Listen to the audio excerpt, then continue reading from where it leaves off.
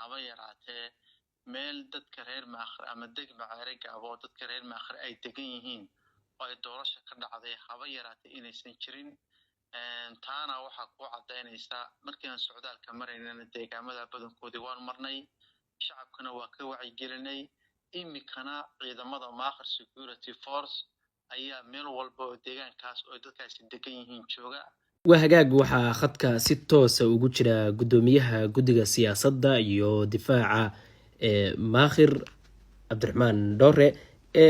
soo dhawow gudoomiye sida aad la socotidba Somaliland maanta waxaa looga dareeray doorashadii sideedaad iyadoo dadweynaha deegaanadaasi ay codeynayaan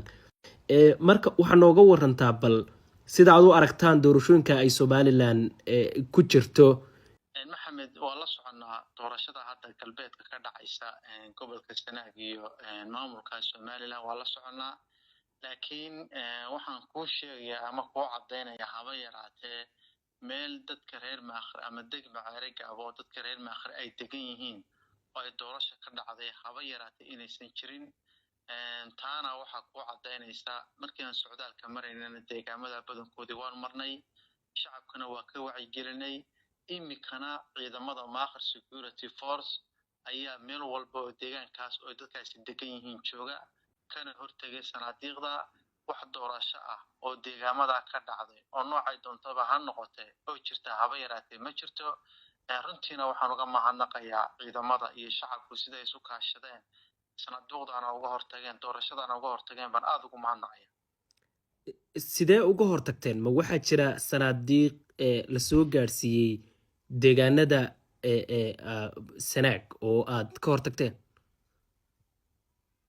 way jirtay in goobooyin la cayimay inay doorasho ka dhacdo. dad horgalla ah oo dadka deegaanka ka mid ah oo u musanaabaya ama u qaylinaya baa jira inay sanaadiiqda deegaanka la keeno. marka waxaan uga hortagnay laba qayboodba wacyigelin aan marka hore dadka ku sameynay dhibaatada ay ummadda u keensan karayaan sanaadiiqda iyo nidaamka meesha ka jira uu la dibacsan yahay dadka, iyo markii dambe oo aanu fal ciidan oo ficil ah oo aan uga hortagnay inaan deegaamada la keeni karin oo ay markii horena kormeer ciidamada ku sameeyeen maanta iyo shalayna ay sugayeenba ammaanka deegaamada inaan haba yaraatee wax sanaaduuqa la gaarsiinin. wacyigelin iyo mid ciidan howlgal ciidan labadaba kaga hortagnay. marka waxaa ka warantaa ciidamadaynan aad tiri waxay ka hortageen Somaliland goorma ayaa la sameeyay? hadda ciidamadaasi waa jireen imika muddo 6 bilood ugu dambeeyay waa jireen mana noqonayaan fal waxaan leeyahay howlgalkii ugu dambeeyay ama ugu horeeyay sameeyeen. waa ciidamo insha Allah sugi doona ammaanka deegaamada ama kuwa argixisada ha noqdaan deegaamada inay ka hortagi doonaan ama macdanta la damacsan yahay si sharci darro looga gurto deegaanka ha noqdaan ama Somaliland iyo doorashooyinkooda ha noqdaan. waa ciidamo insha Allah u taagnaan doona ilaalinta deegaamada reer maakhir insha Allah. waxa sheegtay inaad ka hortagteen inaan Somaliland keenin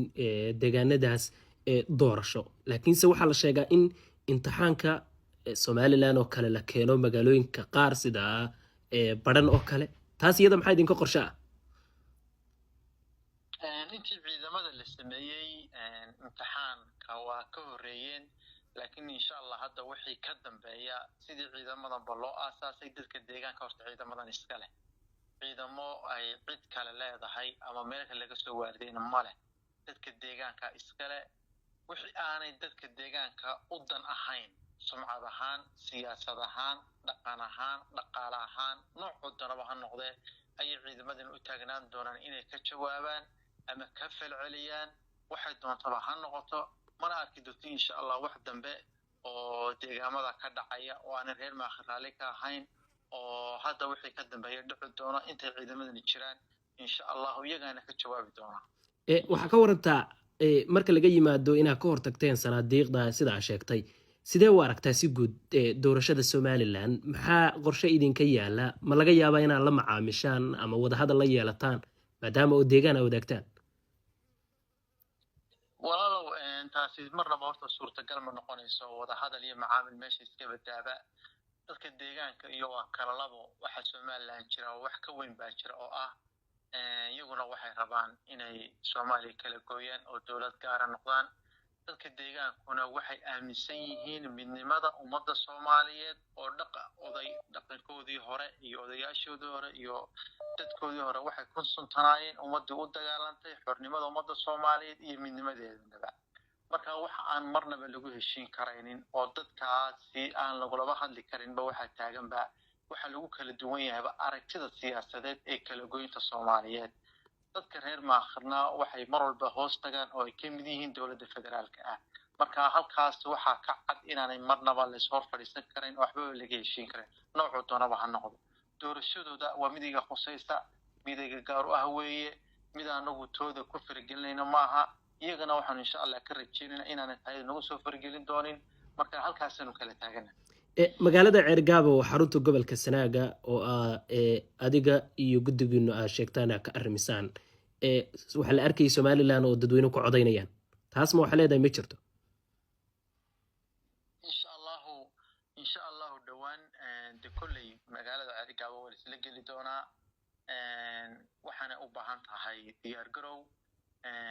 ishana waa ku haynaa waxaana dhici doonta dhibaatooyin hore oo dadka deegaanka u dhashay oo loogu geystay waa jireen iminka si nabadgelyo ah ayaa degmada deegaanka loo wada degan yahay caasimada soo hadhay insha Allah caasimadana maalin dhow aan fogeyn ayaa calanka dadka reer maakhir laga taagi doona insha Allah taala sidee baa rabtaan inaad Ceergaabo aad u wada joogtaan Somaliland maadaama iyaba ay degan tahay walaal Ceergaabo qura maaha meel kasta oo dadka reer maakhir ay degaan geed iyo guri kasta ay leeyihiin calankaas waa gaari doona ama Ceergaabo ha noqoto ama Boosaaso ha noqoto ama deegaamada hoostaga dadka reer maakhir meesha doonaan baa ku jira ama Sool ha noqdo ama Sanaag ha noqdo ama Bari ha noqdo dadka reer maakhir guri dambe oo ay leeyihiin oo calan aan kooda ahayn ma ka dhici doono